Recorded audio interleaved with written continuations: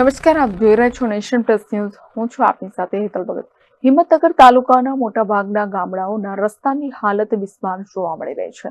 તો ચોમાસામાં પડેલા વરસાદના કારણે ખરાબ થયેલા રસ્તાઓનું પણ સમારકામ ન થતા લોકોમાં ભારે રોષ જોવા મળી રહ્યો છે.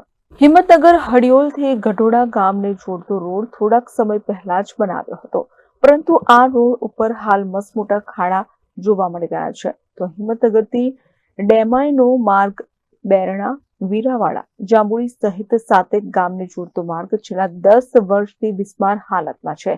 ચોમાસા દરમિયાન તો આ રોડ ઉપર મુશ્કેલી બની જતી હોય છે.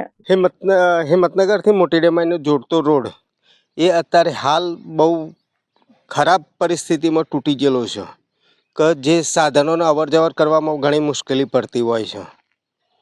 અને આના કારણે તો આ રોડ ઉપર જવું આવવું એ ઘણું મુશ્કેલ થતું હોય છે. અને આ રોડ આગળ પ્રતાપપુર, જાંબુડી, સુરપુર આવા નજીકના ગામોને જોડતો રોડ છે. અને એ લોકોને અહીંથી હિંમતનગર આવવા માટે ઘણું સવલત રહેતી હોય છે. અને એના કિલોમીટરના અંતરે ઓછું થતું હોય છે. ચોમાસામાં કેવી હાલત થાય છે?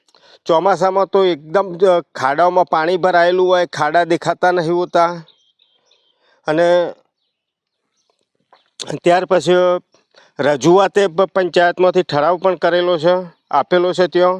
અને ત્યાં સરકારી ઓફિસમાં જાણ પણ કરેલી છે, તો પણ હજી ત્યાં અત્યાર સુધી કોઈ કામ થયેલું નથી. અને આ રોડને બનાવ્યા 10 વર્ષ થયા હોય, ત્યાર પછી કોઈ કામગીરી થઈ નથી ઉપર. તૂટેલા ભાંગેલા રોડના કારણે અવારનવાર નાના મોટા અકસ્માત પણ સર્જાઈ રહ્યા છે. તો વાહનોને પણ મોટું નુકસાન પહોંચી રહ્યું છે.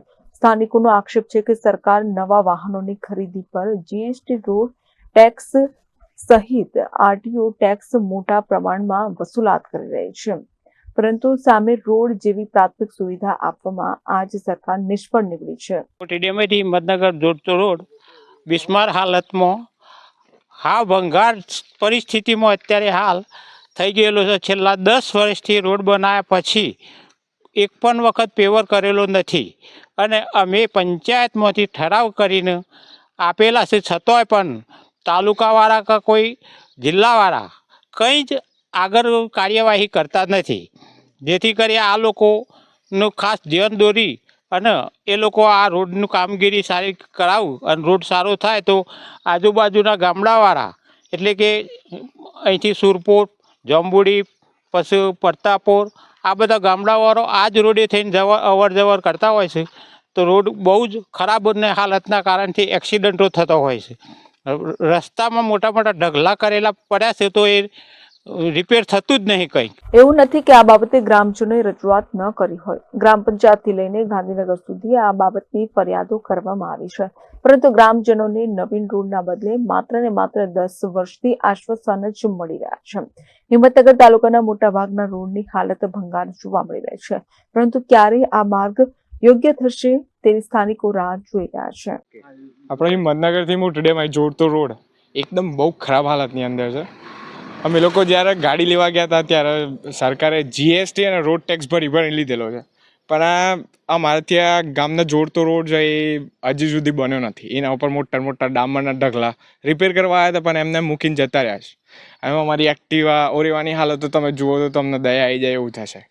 એકદમ તોડી નાખ્યા છે. તમે કહો છો કે ગુજરાત મોડલ પર ક્યાં છે મોડલ? રસ્તા જ બનતા નથી. આ એક પ્રાથમિક નીડ છે એક માણસની, ગામડામાં રહેતા એને આ રસ્તાની જરૂર છે એમ, તો પણ આ બનતા નથી. કેટલી વાર પંચાયતના અંદરથી સહીઓ કરીને કાગળિયા મોકલ્યા, કેટલીય વાર કીધું એ લોકોને, પણ અધિકારીઓ કશું કરતા જ નથી.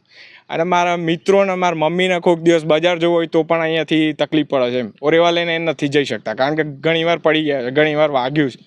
અને મારા મિત્રો એ બધા અમદાવાદથી, સુરતથી, એ બધી જગ્યાએથી આવતા હોય છે, તો એમ કહે છે કે આવો રસ્તો આવા ગામની અંદર છે, તું એકદમ દૂર. એટલે બહુ જ તકલીફ છે આ રસ્તાની. એટલે બનાવવો બહુ જરૂરી છે. અને જે તમે રોડ ટેક્સ ને એ બધું લ્યો છો, એના મારા માટે ઉપયોગ કરવો એ તમારા માટે બહુ જ જરૂરી વસ્તુ છે. એટલે પ્લીઝ તમે ધ્યાન આપજો.